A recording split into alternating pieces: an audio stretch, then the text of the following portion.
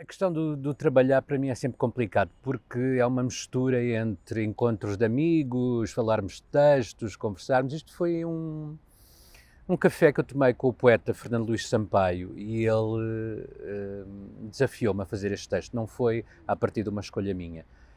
E eu também eu gosto disto, do acidente, da conversa com amigos, de outras pessoas de teatro ou de literatura, neste caso. E ser alertado para... Aliás, eu conheci o texto com o nome de The Milk Train Doesn't Stop Here Anymore, o Comboio da Madrugada, feito pelo Carlos Avilés, com o Inês Munhoz. Ele depois disse-me boom e eu fiquei que eu não conhecia o filme do Joseph Lúcia e a referência dele era o filme. E foi através de... É um desafio, como são a maior parte dos meus espetáculos, às vezes não parte tanto de mim, parte de encontros com outras pessoas que me propõem, porque é que não fazes isto? Não sei o quê. E eu sou um bocadinho um receptor de encomendas, com todo o gosto.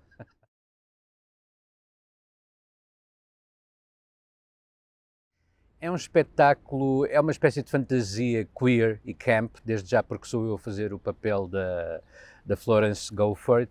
É daquele universo camp que não é tão assumido no início dos textos dele, mas naquela época do final dos anos 60, os textos um bocadinho já um bocadinho mais adulterados, num sentido abstrato e fantasista.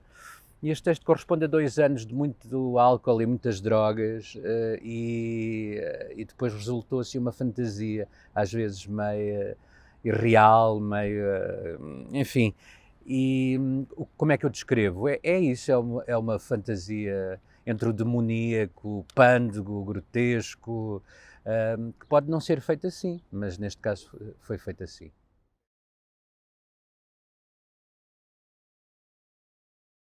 Eu não tenho muita noção de composição, eu não sou um ator de composição, sou um ator onde me é dado o texto, eu analiso cada frase e vou juntando, vou memorizando as frases e no fim sinto que tenho que ocupei um tempo, um determinado tempo, numa determinada maneira de fazer, com uma determinada roupa, uma determinada apresentação, uma determinada colocação de voz, uma determinada densidade de olhar, isso é o que eu chamo a personagem.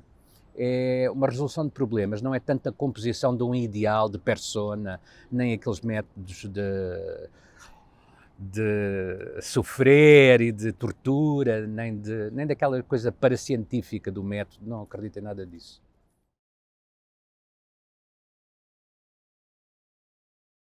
Sim, sou eu que faço a Florence Gofford, é o jovem que me vem tentar seduzir, enganar, que é o jovem Flanders, o João Gaspar, temos a bruxa de Capri, que é o Álvaro Correia, temos o capataz, o Rudy, que é o David Almeida, temos a minha secretária, a Rita Calçada Bastos, que é a Blackie, Francis Black, que é o nome do vocalista dos Pixies, que eu acho que ele foi tirado aí também, e depois temos os criados, que são cães, que são escravos, que são os habitantes da ilha, que é uma espécie do séquito da senhora Florence. E é uma espécie de feira grotesca, de circo.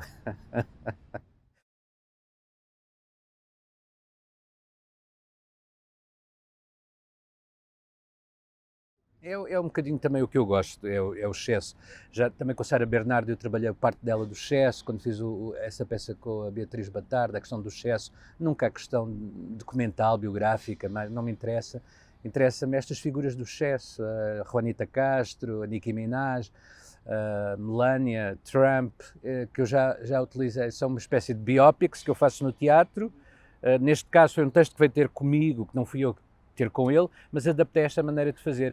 Então, as pessoas têm, porque o excesso é muito difícil, sem entrar naquela coisa fácil do português que faz a farsa, nunca consegue fazer a alta comédia, nunca consegue entrar no domínio da comédia, entramos sempre a um registro farsesco, não é? Na nossa maneira de fazer, eu adoro a farsa, a maneira de Vicente, e adoro Gil Vicente, mas e depois este é um universo muito codificado, já toda a gente diz que é assim que se deve fazer Tennessee Williams, não pode ser feito de outra maneira, tal como o Beckett, tal que tem a linguagem já absolutamente assinada ao longo da história do teatro, e tu não... Portanto, é engraçado introduzires uma perspectiva que não é a perspectiva ortodoxa deste tipo de textos, não é? Um texto que é um modelo do teatro realista americano, e é nesse sentido que porque o excesso aqui é porque me interessa muito o excesso, interessa-me a monstruosidade, interessa-me aquilo que vai para além de, não é? Não me interessa, se calhar, assuntos sociais, assuntos tanto políticos, quer dizer, já está adquirido o facto de fazer teatro, mas interessa-me estas aberrações, estas formas de que nos escapa e que foge à norma. E porque é que existe? E porque é que existe o excesso? E porque é que existe o excesso? Depois pode ir dar para a santidade ou pode ir dar para o demoníaco. Há um sítio fora do excesso que é muito interessante, não é? E que normalmente se encontra nestes textos da periferia, não tanto na obra canónica, mais do núcleo duro, não é?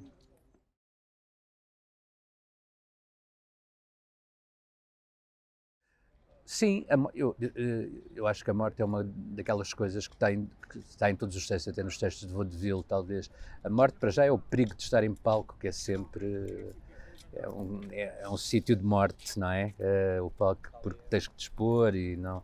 E é um bocadinho isso, é a morte, é o erotismo, é o sexo mesmo, o erótico sem amor.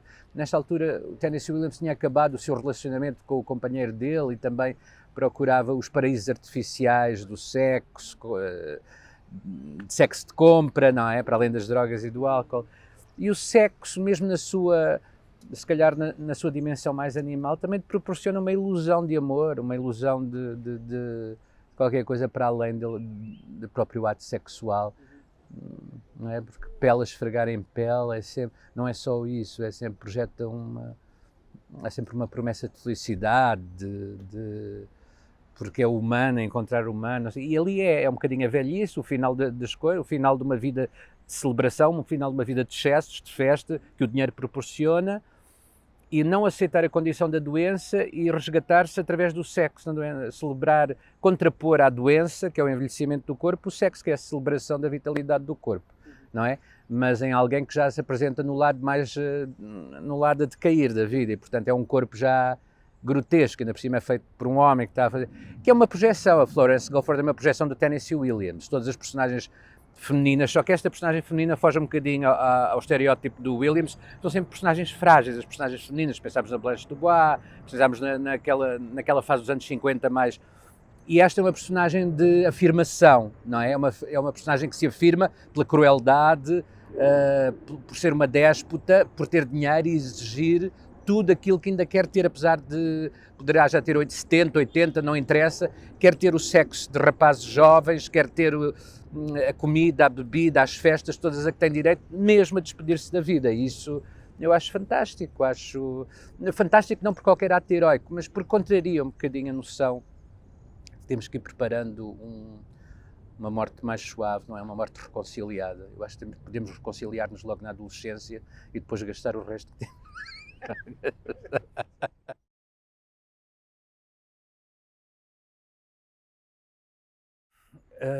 Eu não tenho, eu sei que eles têm humor e eu gosto do humor, eu não sei explicar o humor que gosto, eu não gosto muito daquele humor inteligente que é feito por algumas figuras do panorama português, porque é que eu sei que não gosto? Porque eu sento-me a ver, por exemplo, televisão e não me rio.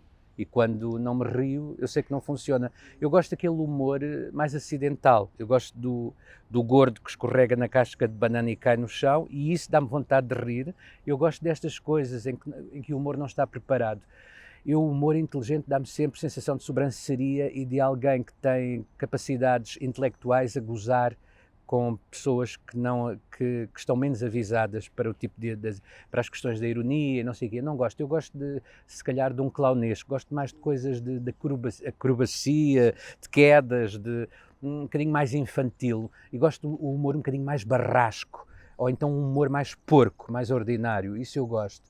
Eu lembro que uma vez houve um ciclo qualquer que era sobre o erotismo e também todo o erotismo que afloraram era um erotismo poético e eu apeteceu-me apresentar uma coisa mais pornográfica. Eu lembro que era um festival antigo e, ai que horror, não sei o quê, porque nunca há o esticar o elástico, nunca há a questão do excesso outra vez.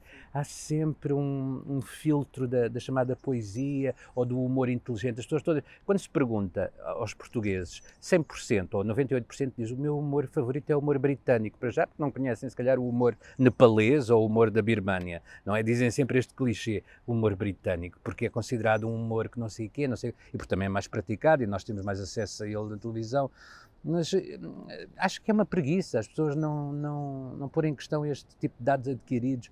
O humor, eu nunca penso muito sobre ele estabelece com os atores que eu escolho, porque tem técnica boa, o Álvaro Correia tem uma excelente técnica, o David Almeida também, técnica de débito rápido, de deixa, e portanto a questão da velocidade, como diria o João Mota, que agora está a comemorar, que lembro que foi meu professor também, e dizia que muitas vezes a comédia é uma questão de técnica, de velocidade técnica, de apreensão, em que nós esperamos o riso do público, lançamos a outra, deixa.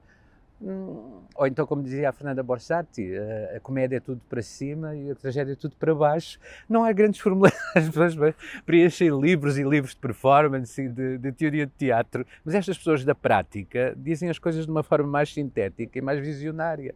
Mas não sei o que é. O humor existe porque também existe aqui, ao falar contigo, Pedro, mas é uma coisa de desencanto. O humor também nasce de um desencanto e de uma necessidade de fazer troça. Eu acho a troça também uma coisa saudável, acho a intriga uma coisa saudável. Estas coisas ligadas sempre a hoje em dia, como tu sabes, há quase um fascismo de sermos positivos, de sermos bons e gratos uns com os outros, e é o tipo de coisas que eu abomino. Acho que há um anel sanitário à volta das questões da cena hoje em dia que não se aguenta. Para além de todas as questões políticas, sociais, há também uma questão existencial que é, quando acabamos um espetáculo, temos todos que fazer o relambório no Facebook e no Instagram, a agradecer toda a gente, foi um processo lindo, de gratidão, de não sei o quê, e isso é uma coisa que me vai ao vómito mesmo.